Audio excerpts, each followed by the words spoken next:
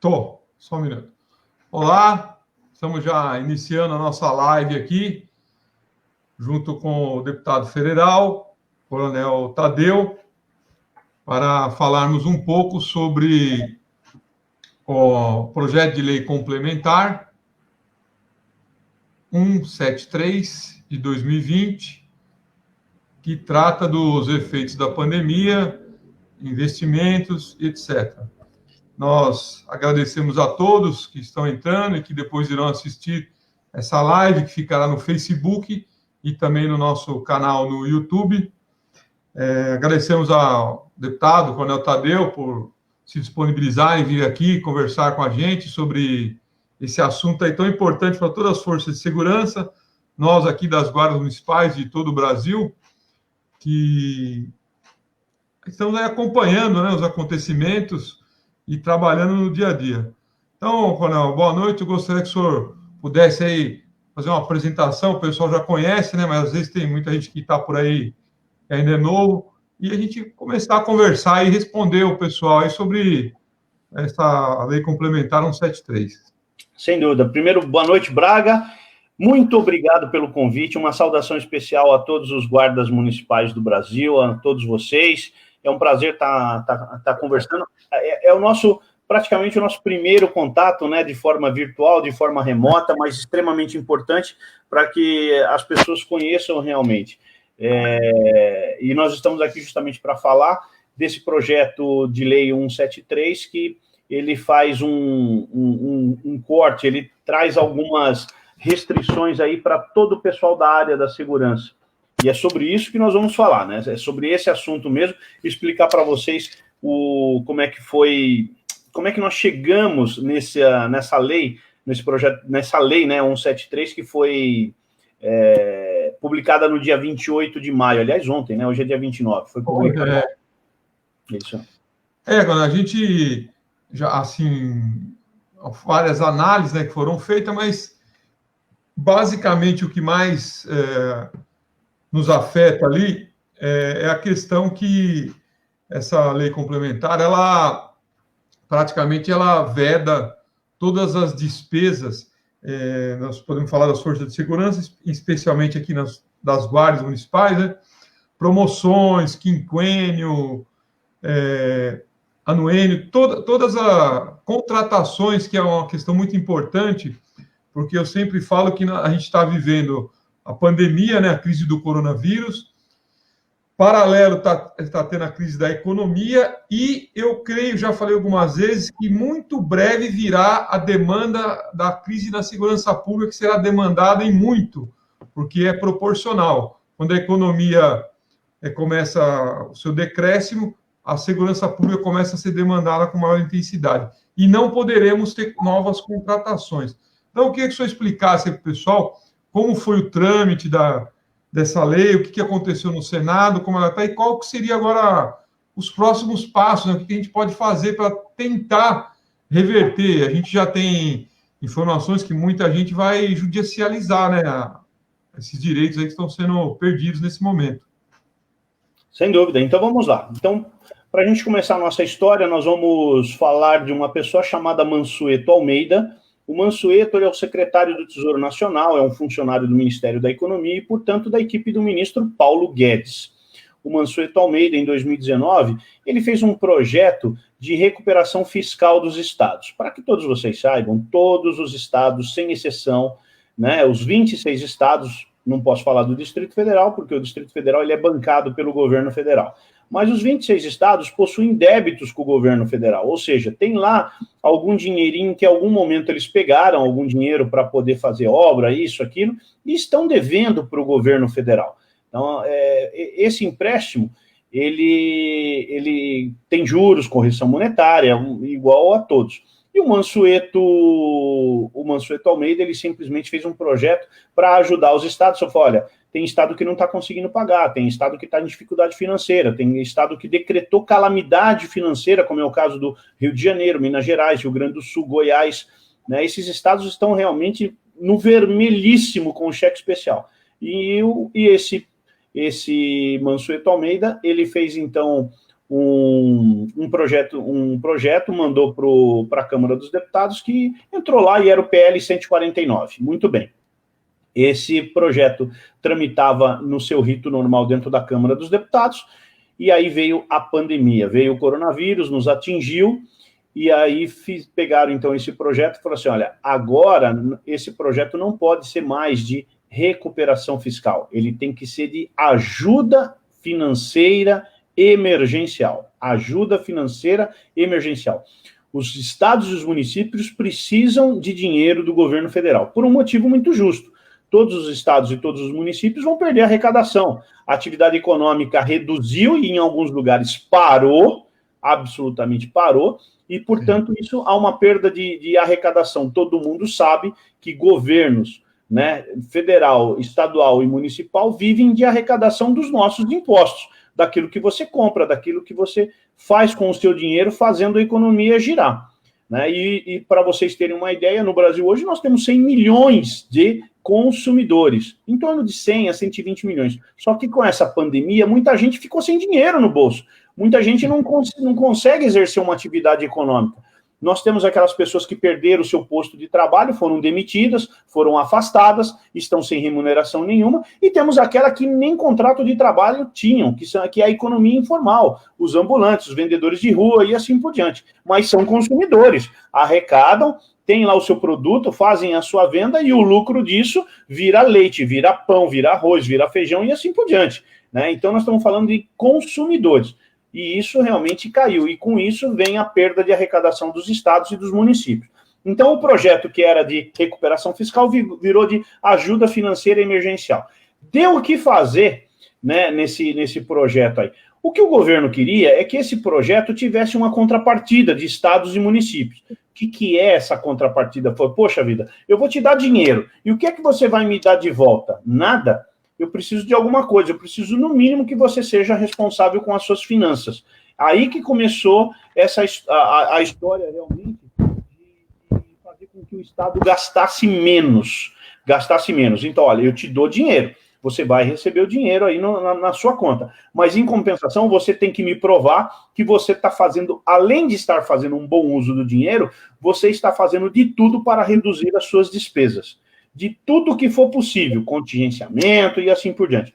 Infelizmente, não é isso que a gente está vendo, né? Aí, só fazendo um parênteses aqui, Braga, me dá um estado que não tem escândalo de corrupção nessa época de coronavírus. Depois a gente fala disso. Né? Mas a gente tem visto que esses prefeitos, esses governadores estão aproveitando o dinheiro do governo federal, o dinheiro do governo Bolsonaro, vamos deixar bem claro, aproveitando o governo o dinheiro do governo Bolsonaro para enfiar no bolso em forma de propina, em forma de corrupção, porque nós estamos em ano eleitoral. Isso é uma vergonha, mas vamos seguir com o assunto. Muito bem, só que aí esse projeto foi aprovado na Câmara dos Deputados sem a contrapartida. Foi para o Senado, aí governo e Senado Federal sentaram, conversaram e falaram assim, olha, não pode, eu não vou dar. Na época, acho que se falava em 40 bilhões ou 42 bilhões. E sem ter nenhuma contrapartida. Né? Por favor, Senado Federal, faça alguma coisa. Aí o Senado Federal fez. Pegou esse projeto 149, engavetou, falou assim, isso aqui não existe mais. E criou, então, o PLP 39. Esse PLP 39... ele substituiu o 149 e aí ele veio com contrapartidas. Aí foi onde deu aquela confusão. Aí é política, gente, aí é política. Aí teve que sentar governo, Câmara, Senado, todo mundo junto, fazendo umas costuras e tentando chegar num denominador comum. Poxa, é um absurdo a gente jogar 40 e tantos bilhões de reais para estados e municípios e não ter nenhuma segurança de que essas pessoas, esses governadores e esses prefeitos, estão fazendo um bom uso desse dinheiro, estão baixando os seus custos, estão realmente sendo austeros. E aí chegou-se num consenso de que realmente haveria contrapartidas, várias contrapartidas. Uma delas é aí onde entra o funcionalismo público, uma delas é não aumentar despesas de pessoal. Olha só, não aumentar despesas de pessoal. Isso significa que a folha de pagamento de prefeituras e governos estaduais não poderiam subir além do que a inflação disser. Você tem lá a inflação que é apurada, né, pelos institutos oficiais, então, naquilo tudo bem, mas acima daquilo realmente não seria possível. E os governos, então, e aí se estabeleceu várias medidas que a gente já divulgou para vocês aí, que é proibição de gratificações de toda a ordem. As mais comuns para nós, eu não sei exatamente como funciona na Guarda Municipal de São Paulo e em outras guardas, mas é muito comum, anuênio, quinquênio, na Polícia Militar, nós temos a sexta parte, que é um outro tipo de gratificação, temos licença-prêmio, e pode ter várias outras gratificações que os estados criaram, que as guardas criaram, né, gratificações, sei lá, de periculosidade, eu não sei. Aí é um universo muito grande que cada uma tem a sua particularidade, mas o importante é que isso daí não poderia vingar nesse período, não pode acontecer, né, e tem a questão de promoções também, porque a guarda, ela tem uma hierarquia, né, tem toda uma hierarquia regrada, todas elas são padrão, né, e também se discutiu a questão das promoções, que as promoções também não poderiam ser efetivadas. Poxa, você tá num determinado patamar, numa determinada classe, terceira, segunda, primeira, e você está aguardando que, por tempo de serviço, que é previsto em lei, inclusive, que toda guarda tem uma lei orgânica municipal, né, e se obedece àquilo que está escrito, então, e você está perto de ser promovido, nesse período, não.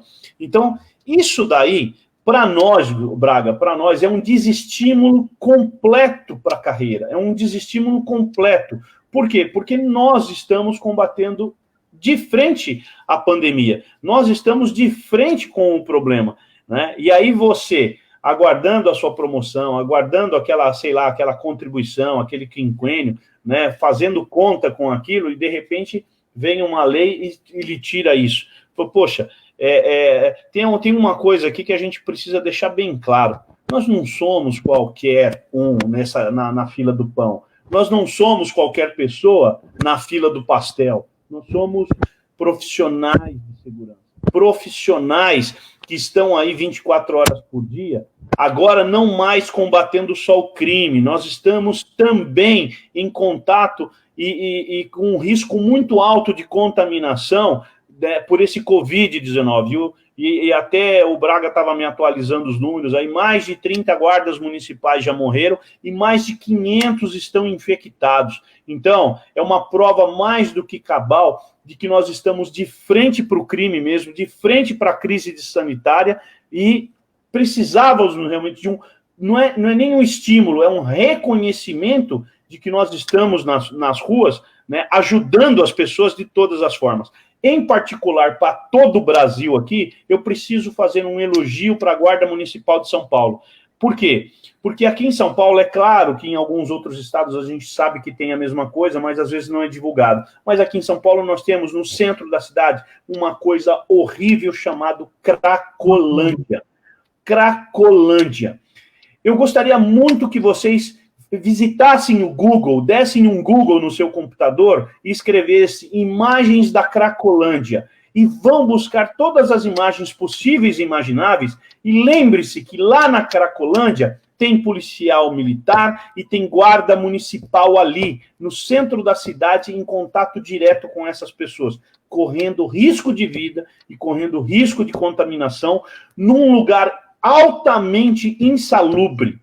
É algo surreal que nós temos aqui em São Paulo. E, abrindo um parênteses, foi prometido pelo então candidato Dória à Prefeitura de São Paulo que ele acabaria com isso e não acabou porcaria nenhuma. Deixo aqui a minha crítica, que ele não acabou com a Cracolândia, sua promessa de campanha. É mais uma do atual governador do estado. Mas, seguindo em frente na nossa história, meus amigos, então veio aí esse PL 39, e aí nós estávamos excetuados, ou seja, nós seríamos um grupo de profissionais de segurança que não faríamos parte dessa restrição, né? Acordamos isso no Senado, acordamos isso na Câmara, e o projeto foi para o presidente da República. O que fez o presidente da República? Seguindo um conselho do seu ministro da Economia, Paulo Guedes. Veta.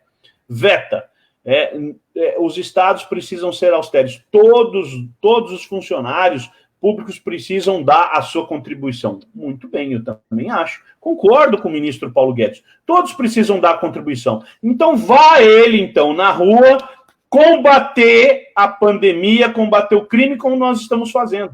É muito bonito, às vezes, você falar de um gabinete, é muito bacana você estar no ar-condicionado, no carpete, né? E dizer, todos nós precisamos dar contribuição. Eu também acho. Agora, a nossa a gente dá contribuição com a vida. Então, não adianta. Nesse ponto, eu critico o ministro Paulo Guedes mesmo. Ele sabe muito bem disso. Eu não estou sendo corporativista em nenhum momento, porque era para ter livrado nessa lei os profissionais da saúde e os profissionais da segurança, sem a menor sombra de dúvida. E ainda coloca os profissionais da saúde na nossa frente, porque em relação ao momento que nós estamos vivendo, eles estão ainda submetidos a um risco muito maior do que até nós que estamos nas ruas. Nós estamos sujeitos a dois riscos, ao risco de vida e ao risco de contaminação. Mas a exposição de um enfermeiro, de um médico, nem se compara com a nossa. Nós ainda temos a possibilidade de tentar um distanciamento. Eles não têm como.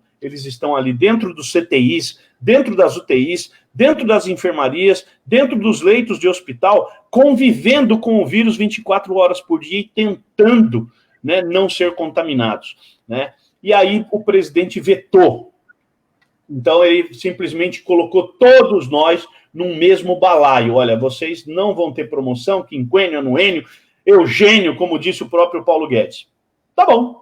Agora a gente vem à parte principal dessa live, que é agora, pô, nós chegamos nesse status quo. A lei foi sancionada 28 de maio, ontem, já está produzindo efeitos a partir de ontem. Então, quem teria a sua promoção hoje já não ganhou a sua promoção. Quem iria completar quinquênio, anuênio, hoje também já não ganhou, porque a lei já está valendo. O veto está aí produzindo efeitos jurídicos.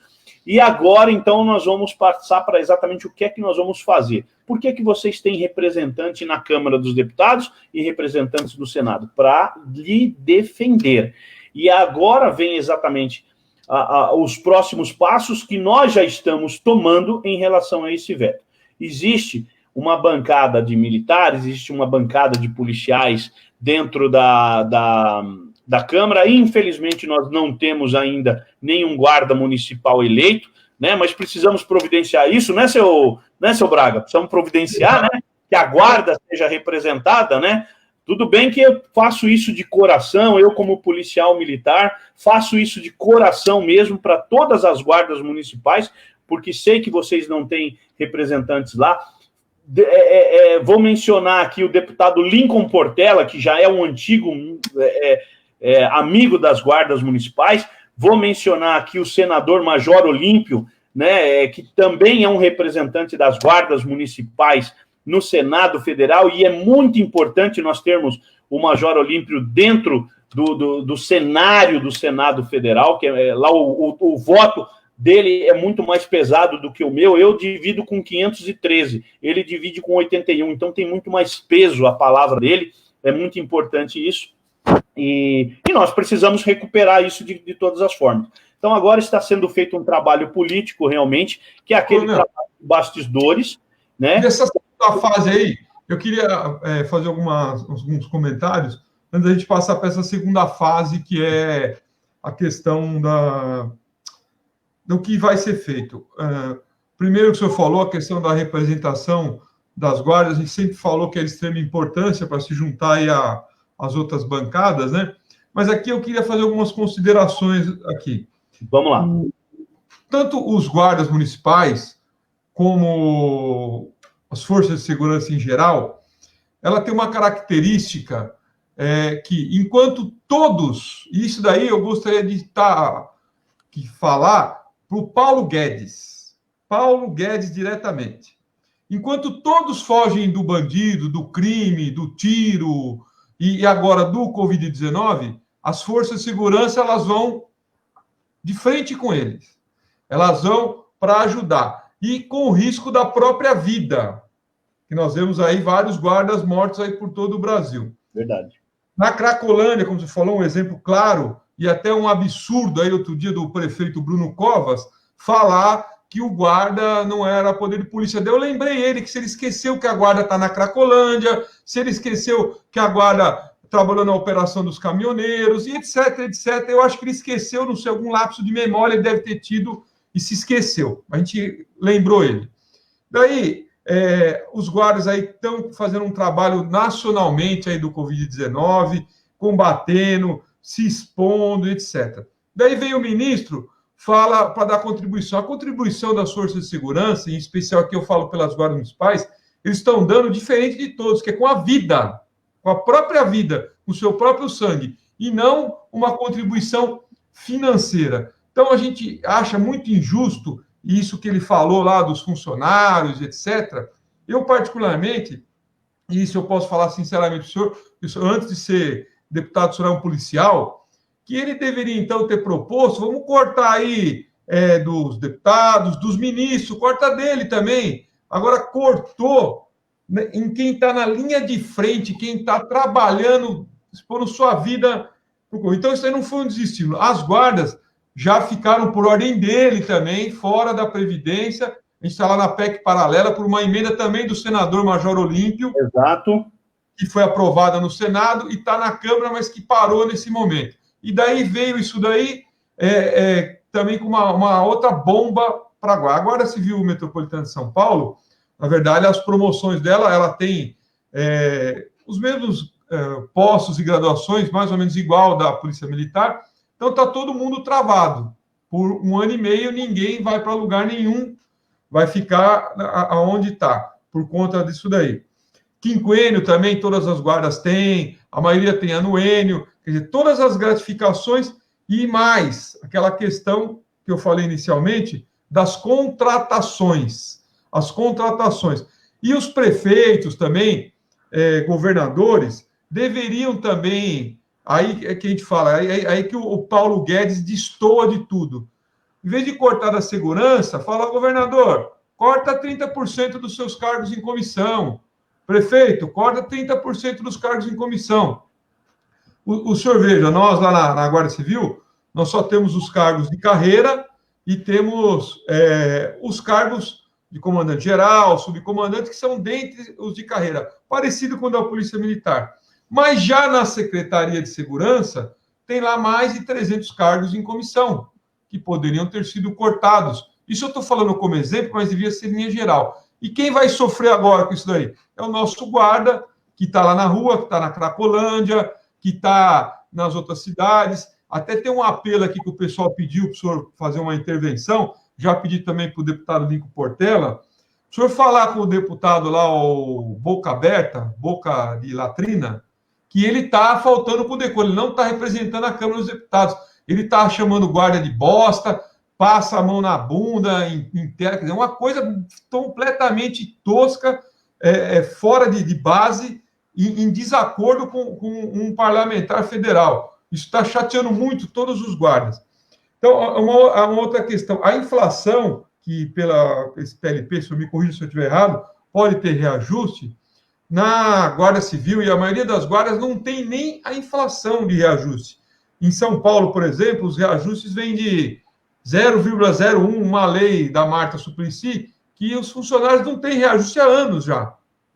Então, a gente já não tem. E daí cortou tudo isso, ficou, na verdade, aí o Paulo Guedes, o pessoal está comentando aqui, e, na verdade, a granada explodiu mesmo no bolso das forças de segurança, que tomaram um banho de água fria por esse veto, que eu creio que aí é o próximo passo que o senhor vai falar, na minha opinião, muito difícil de ser derrubado. Mas veio aí um balde de água fria nas guardas municipais, na Guarda Civil Metropolitana de São Paulo, e em todas as forças de segurança. Eu já vi vários comentários hoje, vários posts, que estão na linha de frente no combate ao coronavírus, que ele ainda vai ficar um tempo, eu acredito, e mais, o senhor pode marcar aqui, também como homem experiente na segurança, em pouco tempo vai vir aí a demanda da segurança pública. O Ministério Público em São Paulo já notificou o prefeito para tomar medidas preventivas para evitar saques e furtos que podem acontecer em breve. E, na contramão, vem essa medida aí que deu um balde de água fria, né, para nossas guardas e para as forças de segurança. Então, esse era o comentário que a gente gostaria de fazer e ver aí com o senhor qual seria o segundo passo agora, como seria essa tentativa, né, de derrubar o veto, o que eu acho muito difícil, porque o Paulo Guedes, ele deveria ir na Cracolândia, como o senhor falou, ele deveria ir aonde as forças de segurança estão, e ninguém está. Ninguém está. Se o senhor for num lugar mais perigoso que tem no Brasil todo, quem que vai estar lá na frente? Vai ser a Polícia Militar, a Guarda Municipal daquela cidade, que está lá combatendo o crime e também o Covid-19, que está sendo pior que o crime, porque é um inimigo invisível que acomete nossos policiais municipais e que, a hora que eles veem, já estão no hospital, assim, sofrendo, lutando para sobreviver. Exato, Braga, você pontuou muito bem várias coisas, né, e deixou uma pergunta no ar que eu já respondo de pronto, que o reajuste salarial até o limite da inflação, aqueles que tiverem fôlego financeiro poderão conceder sem nenhum problema. O que não pode é aumento, né? Você reformular os atuais níveis salariais. Então, isso não poderia. Mas o reajuste ele é possível desde que a prefeitura aí queira realmente conceder esse aumento, tá? Então, agora a gente passa, então, para aquela segunda parte mais importante, que é a questão do veto. O que é o veto do presidente, meus amigos? O veto significa o seguinte: o projeto, quando ele está pronto, ele vem para o presidente, ele vai fazer uma leitura de todo aquele projeto de lei, e se ele não concordar com alguma coisa, ele retira. Só que o veto, ele não pode ser de uma palavra ou de uma frase, ela tem que ser de um item da lei, ou seja, um artigo, seja um parágrafo, ou seja um inciso, que normalmente a técnica legislativa ela coloca sempre uma lei com esses 3 itens, né? Artigo, incisos, parágrafos. E aí, então, ele tem que vetar no total. E ele vetou aquilo que realmente interessava a gente, que era ficar fora dessa contrapartida, né, de a gente poder seguir a nossa vida normalmente. Isso aí ele vetou. Muito bem. O veto agora está valendo desde ontem. Como é que você legisla com o veto? O veto, ele está produzindo efeitos. Ele está produzindo efeitos. Só que qualquer veto, seja de governador, seja de prefeito, ou seja de presidente, ele é analisado pelo parlamento. E, no caso, o veto do presidente, ele vai ser analisado pelo Senado Federal e pela Câmara dos Deputados, né? A Câmara dos Deputados e o Senado Federal, numa sessão conjunta, que é a sessão do Congresso Nacional, vão decidir sobre esse veto do presidente. Se mantém o veto e deixa o barco correr, ou se derruba. Se derrubar o veto, que é o que mais interessa para nós, se derrubar, volta ao que era, ou seja, vida normal, que é tudo que a gente queria. Agora, se não derrubar o veto, o veto é mantido, então realmente nós estamos embutidos nessa lei, realmente não vamos ter nenhum tipo de benefício nesse período de 28 de maio até 31 de dezembro. Agora, com um detalhe. Aliás, um detalhe não, 2. Coronel Tadeu, quando é que vai ser votado esse veto? Não sabemos. Não sabemos. Não tem data. Por quê? Não tem prazo, Coronel? Pode ser qualquer data. Como é que é o regimento disso daí? O regimento, ele prevê que o presidente do Congresso Nacional, que é o senador Davi Alcolumbre, que também é o presidente do Senado, ele marca a terceira terça-feira do mês, né? O dia reservado para a sessão do Congresso seria a terceira terça-feira do mês. Mas, entretanto, né, ele pode escolher até uma outra data. Então, portanto, não tem data definida. Ele pode ter uma sessão extra do Congresso Nacional. As sessões oficiais é nessa data, terceira terça-feira do mês. Então, todo mês tem uma. Mas pode ocorrer de ter mais sessões do Congresso Nacional a critério do presidente. Outro detalhe, veto tem que seguir na ordem cronológica, ou seja, se tivermos vetos na frente, e nós temos vetos na frente, né, ele entra na fila para poder ser votado. Então, eu não consigo dizer se vai ser, não consigo dizer em nenhum momento quando ele será votado. Mais um detalhezinho extremamente importante. É a questão que esse veto ele tem que ser votado nas 2 casas. No Senado Federal, nós precisamos ter 41 votos favoráveis à derrubada do veto. E na Câmara dos Deputados, 257 votos favoráveis à derrubada do veto. As duas casas, Braga, as duas casas, meus amigos, precisam derrubar o veto. Uma só derrubando não adianta. E a votação desse veto especificamente começa pelo Senado Federal, porque o PL 39 começou no Senado. Assim diz a regra. O projeto que começou no Senado, a votação do veto começa pelo Senado. Se começou na Câmara, começa pela Câmara. Nesse caso específico, começa pelo Senado Federal. Então, é importante agora que você, inclusive, eu quero que você divulgue isso que tem na sua página, aí na página das guardas municipais. Nós precisamos, todos nós, fazermos o nosso trabalho, né? O Braga vai dar essa dica aí para vocês, mandarmos e-mail para todos os senadores, né, não apoiarem o veto do presidente, né, no item específico que nós vamos passar para você. É um e-mail simples, mas agora nós vamos precisar contar com a participação de todos vocês, realmente, para também começar a fazer pressão nos senadores e deputados. Tá? É assim que funciona o processo legislativo. E enquanto o veto durar, está valendo a regra. Então, se a gente derrubar o veto só dia 15 de dezembro de 2020... até lá ninguém vai poder receber nenhuma promoção, só a partir de 15 de dezembro de 2020. Só vai poder voltar ao normal quando o veto for derrubado. Então, por isso que a gente não tem nenhuma data. Aí, Braga, eu gostaria até de passar para você explicar esse mecanismo dos e-mails que você construiu dentro da sua página das guardas aí.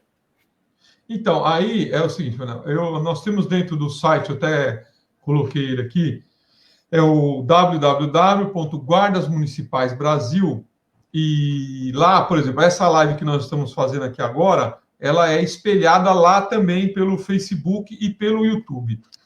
Então, veja só, lá tem um link onde os guardas podem acessar esse link e diretamente eles vão poder mandar seus e-mails para todos os deputados federais e para todos os senadores. E como o senhor falou, nesse momento, é importante que todos os guardas, familiares e etc., mandem suas mensagens para os deputados e senadores pedindo a derrubada do veto, mostrando que um e-mail simples, dizendo que os guardas estão morrendo diariamente no combate ao Covid-19 e que têm que ficar livres dessa restrição para poder continuar combatendo com a sua própria vida. Então, todos os guardas que estão nos acompanhando, que depois irão ver essa live, mandem seus e-mails no site guardasmunicipais.brasil.com.br. Lá tem o link aonde diretamente vocês podem enviar suas mensagens para os deputados federais e senadores. Então, eu sempre falo, nós somos, em média, 130 mil guardas municipais no Brasil. No estado de São Paulo, nós temos uma média de 35, 40 mil guardas municipais.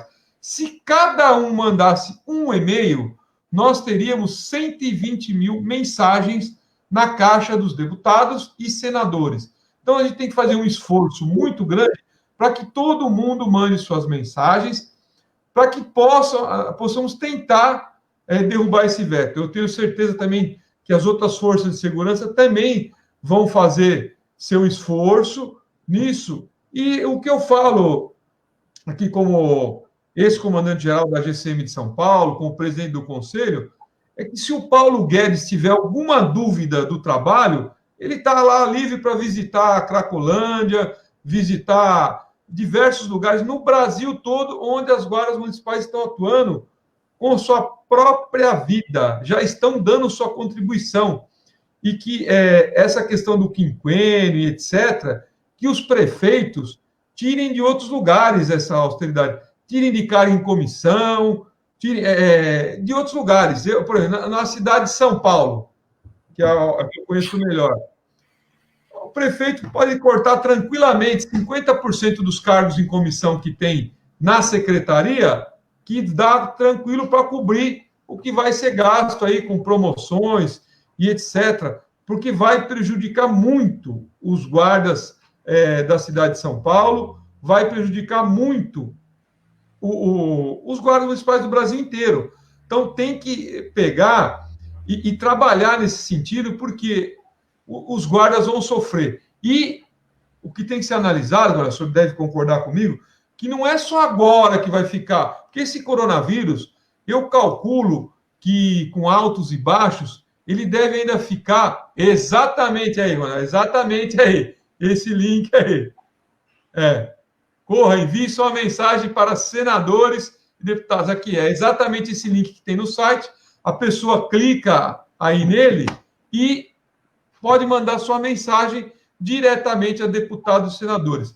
Então, eu calculo que até descobrir uma vacina, etc., 1 ano e meio ainda, no mínimo, vai ficar esse trabalho aí intenso contra o Covid-19, que ele vai diminuir, vai aumentar, vai para lá, vai para cá, mas vai ficar, ele não vai acabar de hoje. Então, 18 meses, a gente analisa 18 meses, mas 18 meses numa carreira policial é muita coisa, porque o senhor sabe que são carreiras diferenciadas, trabalham de dia, de noite, sábado, domingo, e o que eu sempre falo, a diferença é, enquanto todo mundo corre da violência, do bandido, foge, as guardas, a força de segurança, elas vão de encontro. Essa é a grande diferença que tem que ser analisada. Eu queria até comentar com você, Braga, né? Eu recebi um WhatsApp de um guarda ontem, e eu estava respondendo, né? Ele estava aqui me falando que ele tem 57 anos, e para ele está faltando pouco para ele se aposentar. Ele preocupado com o tempo de serviço. Eu falei, olha, meu amigo, você recolhe para a Previdência Social, né? E, portanto, o tempo para aposentadoria não vai interferir, só se você tiver alguma vantagem para obter ao longo desse tempo que falta para você. Parece que falta 2 anos e pouquinho, alguma coisa assim. Ele falou assim, olha, ele busca ainda mais uma promoção, eu não sei exatamente qual, porque ele não citou no WhatsApp, mas aí o comentário dele é assim, ele falou assim, olha, coronel, eu tenho 57 anos e eu tenho dores pelo corpo todo. Para trabalhar de pé, é um sacrifício, realmente, nessa altura do campeonato. Eu falei assim, meu amigo, eu tenho 54, né? Eu já sinto dores nos tornozelos, no joelho e nas costas. Você imagina você trabalhar na rua e, eventualmente, você ter que correr atrás de um bandido ou ter que se defender de um bandido? Como é que é a sua condição física para isso? As pessoas não entendem que impor um esforço físico para um sujeito, para um ser humano, numa determinada altura da vida, realmente é impor para ele vários sacrifícios. As pessoas não entendem isso. E na questão aí do guarda, até uma pergunta que eu faço, eu até imagino como que será, mas você veja, uma grande questão é que nós ficamos fora da Previdência. Sim. E daí, na PEC paralela, onde a gente tinha uma luz no final do túnel, pela emenda lá do Major Olímpio, a gente vê que agora também, provavelmente, essa PEC paralela não vai prosperar. O que o senhor acha dessa questão da PEC paralela, da Previdência? Como que vai ficar isso daí no Congresso? Nesse momento está tudo parado. Nós vamos ter que esperar realmente esse momento passar, a gente voltar às atividades normais, o que eu acredito que provavelmente em julho a gente já deva estar trabalhando normalmente, em junho eu duvido, mas em julho eu acredito que sim, e aí retomar a PEC paralela, porque a PEC paralela ela tem muitos assuntos importantes, né? E para nós aqui, né, nessa live aqui, é justamente a questão do amparo das guardas municipais do Brasil inteiro. Então, em algum momento, ela vai ser retomada, mas eu acredito que esse ano a gente volte a falar sobre PEC paralela, sem dúvida nenhuma. Porque no caso das guardas municipais aí, a gente tem visto aí, a gente liga a televisão e todo dia a gente vê as matérias das guardas aí trabalhando para fazer o controle da quarentena, do isolamento, que quem está fazendo, na verdade, são as guardas municipais, para evitar a contaminação maior ainda pelo Covid-19, e com isso estão se contaminando. Veja só, a Guarda Civil de São Paulo, que tem problemas de EPI, que foram discutidos, chega, não chega, tem toda sorte de problemas. E onde que ela tem que fazer o trabalho dela? Hospitais de campanha, cemitérios, postos de saúde, Cracolândia, quer dizer, em todas as fontes de contaminação. E agora, com essa medida, já estava ruim, ficou um pouco pior, viu? Quando a gente é até difícil falar alguma coisa, porque o pessoal tá muito desanimado. E para jogar ainda a última gota d'água na Guarda Civil de São Paulo, vem o prefeito, Bruno Covas, e eu até achei que é uma piada, porque foi naquele programa Pânico, então eu considerei como piada o que ele falou, né? Porque falar que a Guarda Civil não tem poder de polícia, 34 anos de existência, prendendo bandido a vida toda, desde o Jânio Quadros até agora, falar aquilo só pode ser uma piada do Pânico, né? Não tem como a gente encarar como outra coisa, né? É verdade, não tem... Foi uma pichotada, né, Braga? Foi uma pichotada ele falar a questão do poder de polícia. Poxa, ali ele errou feio, realmente. Ficou feio ele querer falar que a guarda não exerce o poder de polícia. Pelo amor de Deus, o que vocês fazem aqui em São Paulo, né? Nossa. E eu acredito que é impossível, por exemplo, em Belo Horizonte não ter situação semelhante, no Rio de Janeiro não ter situação semelhante, né? Então, não tem nem o que comentar, né? Um prefeito não conseguir definir perante a imprensa a função exata da sua guarda municipal. Ali ficou muito... É piada pronta isso aí, né? Piada pronta. É piada do Pânico, só pode ser, não tem outra. E aqui, o seu Ventura está falando aqui, só na unidade dele, em São Paulo, tem 17 afastados testaram positivo para o coronavírus. Quer dizer, em uma única unidade, 17. Daí a gente vai falar, mas a gente já até fez essa análise, por que está contaminando tanta gente? Bom, são dois motivos. O primeiro é porque as guardas, né, e a Guarda Civil de São Paulo está diretamente nas fontes de contaminação.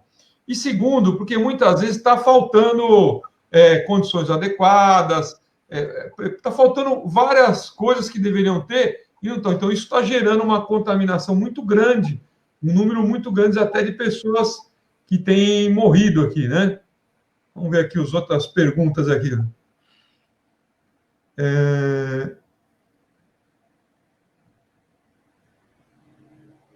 Parabéns. Estabilidade de 3 anos, estágio probatório, porém não temos FGTS. Uma outra questão que o pessoal comenta, aí eu não sei se o ministro Paulo Guedes sabe disso, deve saber, ou às vezes até eu fico na dúvida, viu? Que o funcionário público, ele não é igual ao funcionário da iniciativa privada, que tem FGTS, tem seguro-desemprego. Quando aposenta, por exemplo, uma pessoa que aposenta pelo regime CLT, ele saca todo o FGTS desse. Tanto o guarda municipal como o policial militar, não. Quando ele aposenta, ele só leva a aposentadoria, ele não tem nada para sacar. Ele não tem o FGTS, etc. Então, tem muitas condições do contrário. Aqui, tem umas pessoas comentando aqui que se esses caras esquecem que haverá... Então, o pessoal está falando aqui das eleições municipais que se avizinham aí, né? E o pessoal tá bem chateado com isso. Nós estamos aqui em São Paulo, por exemplo, quer dizer, no Brasil inteiro, né? A eleição, o senhor acha que ela vai ser alterado o calendário, alguma coisa? O que o senhor acha aí, deputado?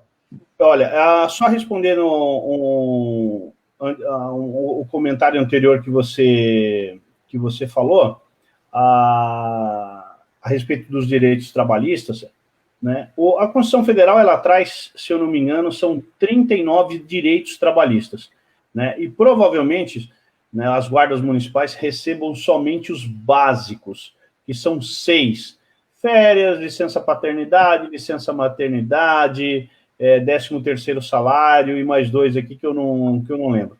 Então, às vezes as pessoas desconhecem que realmente temos um outro tipo de legislação e acha que somos privilegiados, né? E o que a gente leva realmente, às vezes, é uma aposentadoria, às vezes com integralidade ou não, dependendo do lugar, né? E nesse caso, agora, pela reforma da Previdência, as guardas municipais não têm mais a integralidade, vai se aposentar, por enquanto,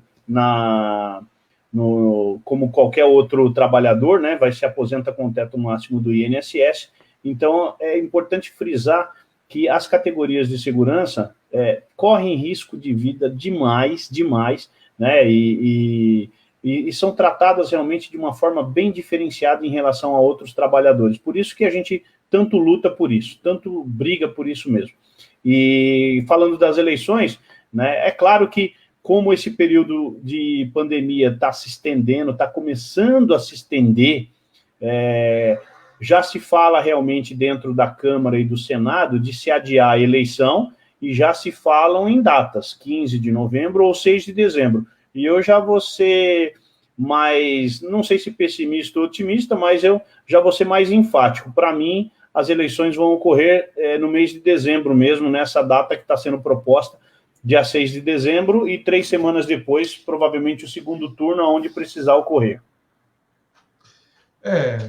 E nós temos aí vários projetos na Câmara, né, deputado, das guardas, mas, como você falou, a questão da pandemia aí, ela na verdade, mudou tudo.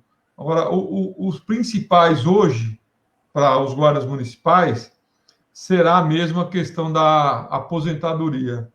A PEC paralela, que é muito. Mas, nesse momento, vou repetir aí para todos, mandem suas mensagens, seus e-mails para deputados e senadores pedindo a derrubada do veto na questão das forças de segurança, falando que já temos mais de 35 guardas mortos no Brasil, 500 contaminados, e continuamos o trabalho. E iremos continuar, mas o mínimo que a gente quer é o reconhecimento. E aí, aquele discurso aí que os funcionários têm que dar a sua contribuição, eu queria saber, Coronel, de ministro, de quem quer que seja, quem que está contribuindo com a própria vida e a saúde para a pandemia?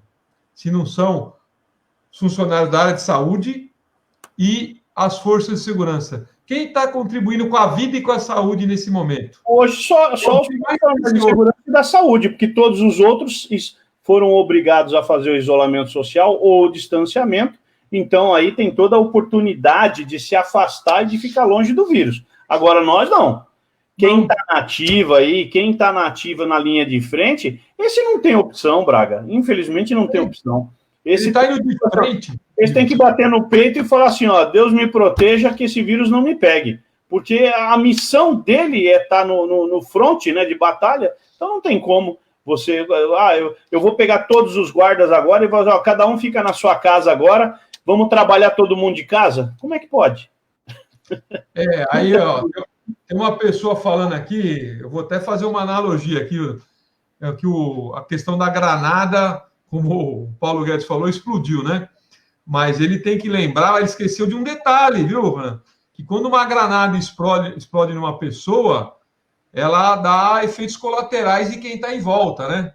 Sim. E ele que está em volta. Então, essa granada explodiu. Quem estiver perto da granada pode sofrer consequências. Exatamente. Então, a granada explodiu e pode ter consequências. E elas podem ser das mais diversas possíveis, porque os guardas, eu sou bem sincero, no Brasil todo, eles já estão numa situação pela questão da Previdência.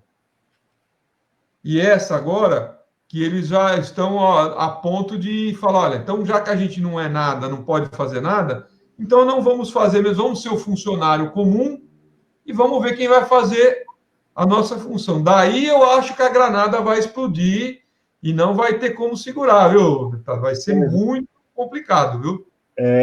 O pessoal às vezes brinca com fogo, viu, Braga? Brincar com segurança pública é mexer com coisa séria e às vezes alguns não têm a responsabilidade ou até mesmo o conhecimento suficiente, né, para entender de como é delicado você mexer com segurança pública.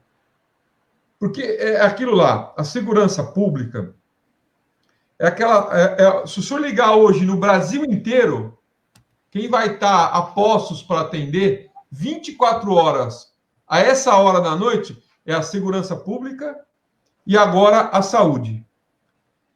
Quando não tem ninguém para atender, vai ter ou um guarda ou um policial para atender.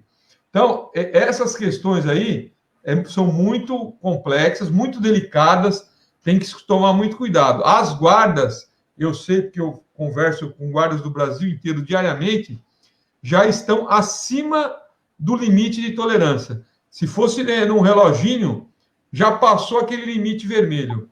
Primeiro foi a questão da Previdência. E daí tem uma coisa que eu até fiquei na dúvida aqui, é que falava-se que a Previdência era o problema e que ela ia economizar, se eu não me engano, 20 bilhões em 10 anos. Era isso, né? Daí... Inicialmente, seria 1,3 trilhões em 10 anos, 130 bi por ano. 130 bi por ano, né? Isso. Então, daí o que acontece? Aprovou a reforma e daí gastou agora 60 só com a pandemia. 60 bilhões. Só nesse projeto emergencial foram 60 bi. Mas o total já está beirando aí alguma coisa em torno de 300 bilhões, realmente, que já foi feito em termos de ajuda financeira. E essa é a questão aí, é que, na verdade, tudo isso daí vai ter reflexos no médio e longo prazo na questão da segurança. Nós vamos ver ainda essa demanda vir e daí vão pedir de novo. E agora, quem que vai atender? Quem que vai fazer? Daí vão lembrar, olha, a granada explodiu. O pessoal está ferido. Não tem como agora atuar, porque a granada explodiu, o pessoal ficou ferido, como é que vai fazer? E essa conta, essa fatura, eu não tenho dúvida, ela é questão de tempo, ela vai vir se não for modificado. Os guardas, em geral, foram muito prejudicados, serão 1 ano e meio sem nada, e esses aumentos aí da inflação, que é o que pode ser dado, o pessoal já não recebe há anos, viu, mano? A cidade de São Paulo, como eu falei, que é a maior capital, terceiro orçamento, reajuste salarial, faz anos que a Guarda não tem, porque tem esse projeto lá que é 0,01% lá. O último que não foi reajuste, foi até quando eu fui comandante-geral, conseguimos lá um reajuste no regime especial do trabalho policial, elevar de 80% para 100%, para tirar um pouquinho da defasagem que estava já de anos, que vinha do governo anterior, etc. Mas agora, essas medidas aí ficam muito, e tem o pessoal também que não vai poder entrar. Nós estamos caminhando aqui já para o final, deputado. Gostaria aí que o senhor pudesse fazer suas considerações finais.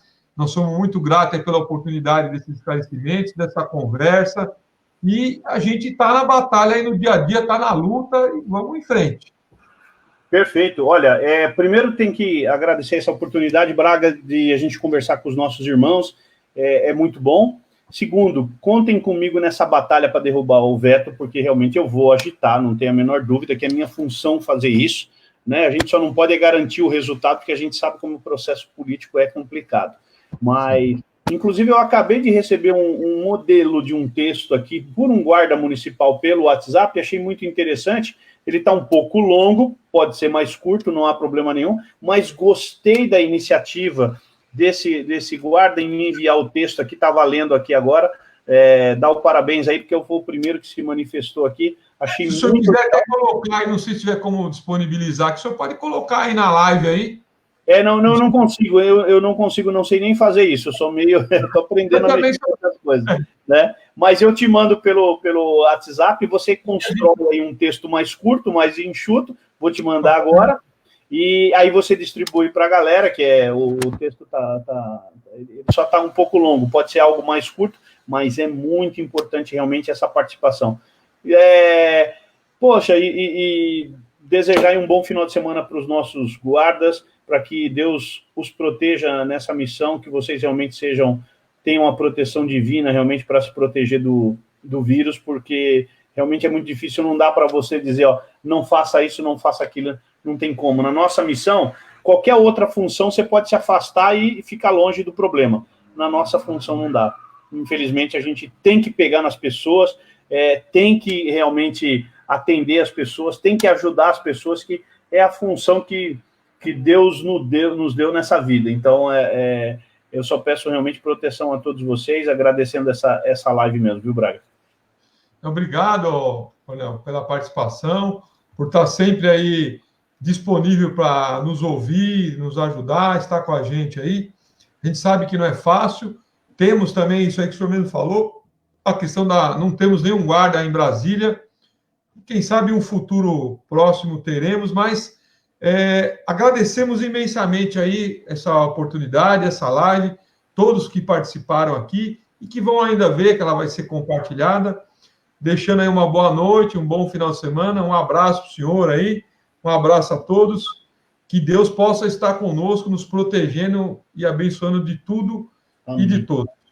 Então, um abraço, estejam com quem sempre esteve com você, nossas saudações Azul Marinho. Muito obrigado, Manel. Um abraço. Saudações Azul Marinho, valeu, gente. Um abração.